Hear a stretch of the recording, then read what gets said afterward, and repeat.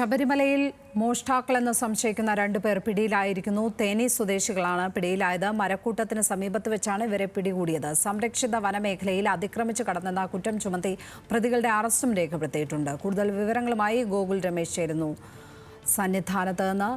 ഗോകുൽ, ഏത് സാഹചര്യത്തിലാണ് ഇവരെ മോഷ്ടാക്കൾ എന്ന് പറഞ്ഞ് പിടികൂടിയിരിക്കുന്നത്?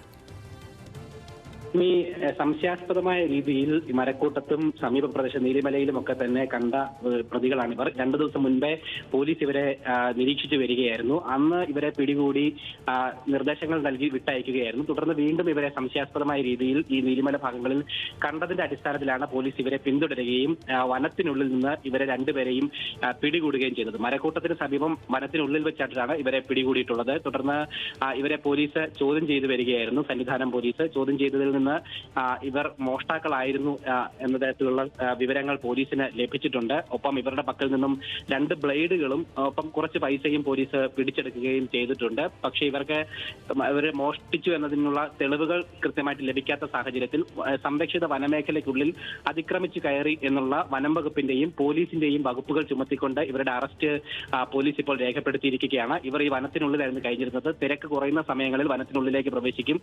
സ്വാമിമാരുടെ തിരക്ക് കൂടുന്ന സാഹചര്യത്തിൽ പുറത്തേക്ക് വന്ന് മോഷണത്തിനടക്കം ശ്രമങ്ങൾ നടത്തിയിരുന്നു എന്നുള്ളൊരു നിഗമനത്തിലാണ് പോലീസ് ഉള്ളത്. എന്തായാലും ഈ 2 പ്രതികളെയും ഇപ്പോൾ റാന്നി കോടതിയിലേക്ക് കൊണ്ടുപോയിട്ടുണ്ട്. ചോദ്യം ചെയ്യലിൽ ഇവർ തേനി സ്വദേശികളാണ് എന്ന് സമ്മതിച്ചിട്ടുണ്ട്. വസന്ത്, കറുപ്പുസ്വാമി എന്നിങ്ങനെയുള്ള 2 പ്രതികളെയാണ് സന്നിധാനം പോലീസ് അറസ്റ്റ് ചെയ്തിരിക്കുന്നത്. പ്രതികളെ 2 പേരെയും ഇപ്പോൾ റാന്നി കോടതിയിലേക്ക് കൊണ്ടുപോയിട്ടുണ്ട്. ലക്ഷ്മി, ഏതായാലും 2 പേരെ പോലീസ് പിടികൂടിയിട്ടുണ്ട്. ഇവർ മോഷ്ടാക്കളെന്ന് ഈ ഘട്ടത്തിൽ ഉറപ്പിക്കാനൊന്നും പറ്റില്ല. ആ സംശയത്തിലാണ് പിടികൂടിയിരിക്കുന്നത്. സന്നിധാനത്ത് നിന്നും ഗോകുൽ രമേശാണ് വിവരങ്ങൾ പങ്കുവച്ചത്.